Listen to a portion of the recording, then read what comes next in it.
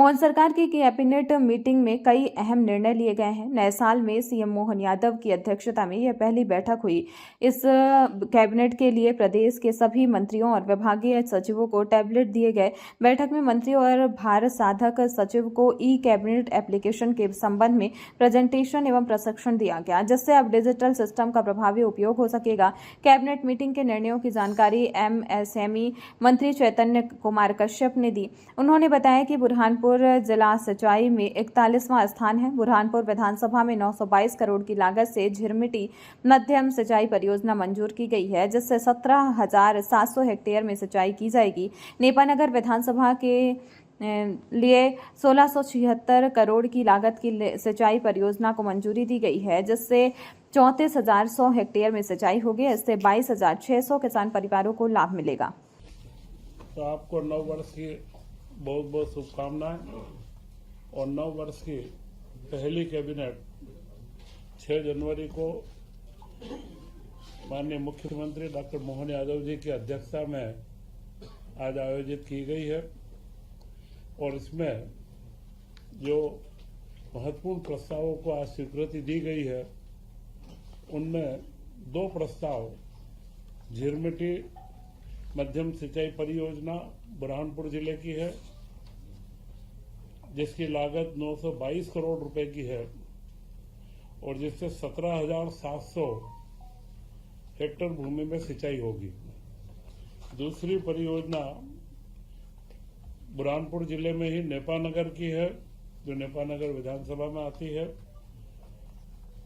इसमें 1676 करोड़ की योजना है और 34,100 हेक्टेयर भूमि में इसकी सिंचाई होगी और 22,600 कृषक परिवारों को इसका लाभ होगा। इन दोनों योजना का महत्वपूर्ण जो परिणाम निकलना है, यह दोनों योजनाएं 2 विधानसभा क्षेत्रों की है और आदिवासी अंचल की है। सारे आदिवासी बंधु इससे लाभान्वित होने वाले हैं और बुरहानपुर जिला सिंचाई के मामले में मध्य प्रदेश में भी 41वें नंबर के ऊपर है। तो बुरहानपुर जिले में सिंचाई की वृद्धि हो, इसके लिए महत्वपूर्ण योजनाओं की स्वीकृति दी गई है। इसी के साथ में नर्मदा घाटी विकास प्राधिकरण के तहत जो हमें नर्मदा का पानी 2028 तक अब हमें लिफ्ट करना है, उसके लिए जो हमारी परियोजना चल रही है, वे अभी परियोजना प्रारंभ कर दी गई थी। इसमें एक परियोजना है नर्मदा शिप्रा बहुउद्देशीय परियोजना, जिसकी लागत 2489 करोड़ 65 रुपए है और एक योजना है बदनावर माइक्रो लिफ्ट इरिगेशन योजना, जो 1520.92 करोड़ रुपए की है। इन दोनों योजनाओं को अब Narmada basin project company limited को हस्तांतरित कर दी गई है और जो अभी तक राज्य शासन ने इन दोनों योजनाओं में खर्च करा है, वो उस कंपनी की अंश पूंजी के रूप में कन्वर्ट किया जाएगा। इसका लाभ ये होगा कि इसके बाद में इसका मेंटेनेंस और इससे जो रेवेन्यू प्राप्त करना है, और वह सारा मॉडल यह कंपनी इसको पूरा मेंटेन करेगी और इसका जो उच्च दाब जो लिफ्ट इरिगेशन में मेंटेनेंस एक महत्वपूर्ण पार्ट होता है, तो वह कंपनी इसका पूरा मेंटेनेंस करके और उस पूरे क्षेत्र के किसानों को इसका बराबर समुचित लाभ इसका प्राप्त होगा। इसी के साथ में ग्रामीण सड़क विकास प्राधिकरण का सबसे बड़ा जो कार्य था, इसमें आदिवासी न्याय महाअभियान जो प्रधानमंत्री नरेंद्र मोदी जी का एक सबसे महत्वपूर्ण प्रकल्प है, पीएम जनमन योजना।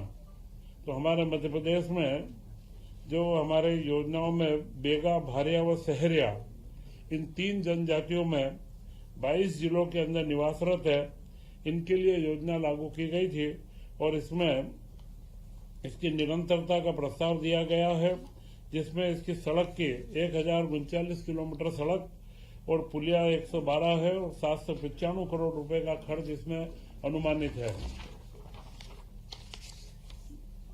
इसी तरह मध्य प्रदेश ग्रामीण सड़क विकास प्राधिकरण की जो वर्तमान योजना चल रही है, उसे अगले 5 साल तक 2026 से 31 तक निरंतरता दी गई है, जिसमें अनुमानित व्यय 17,196 करोड़ रुपए है और करीब करीब 20,000 किलोमीटर की नई सड़कों का निर्माण व 1200 नई पुलों का निर्माण इसके अंदर किया जाएगा।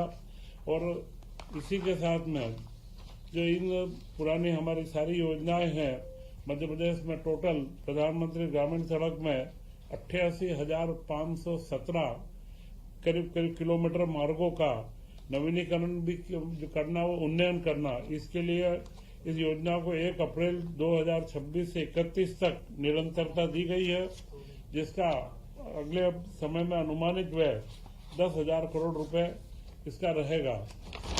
इसी के साथ में आज कैबिनेट के अंदर सभी मंत्रियों को टेबलेट वितरित किए गए हैं और अगले 2 कैबिनेट के पश्चात पूरा कार्य के टेबलेट के माध्यम से किया जाना प्रस्तावित है। और मुझे लगता है कि यह जो प्रयोग है, यह प्रयोग देश के कुछ ही प्रांतों में प्रारंभ हुआ है, उसमें मध्य प्रदेश अग्रणी प्रांत होगा। मुख्यमंत्री डॉक्टर मोहन यादव जी के नेतृत्व में जो हमने 2025 का वर्ष उद्योग एवं रोजगार वर्ष के रूप में मनाया है, अब अगला 2026 का इस वर्ष को कृषि उद्योग के, कृषि के विकास के लिए मनाया जाएगा तथा इस तरीके के सारे नवाचार व जनजातीय क्षेत्रों के लिए विशेष रूप से जितने भी प्रकल्प हो सकते हैं उनको हम नई गति दे रहे हैं। जय हिंद, जय भारत।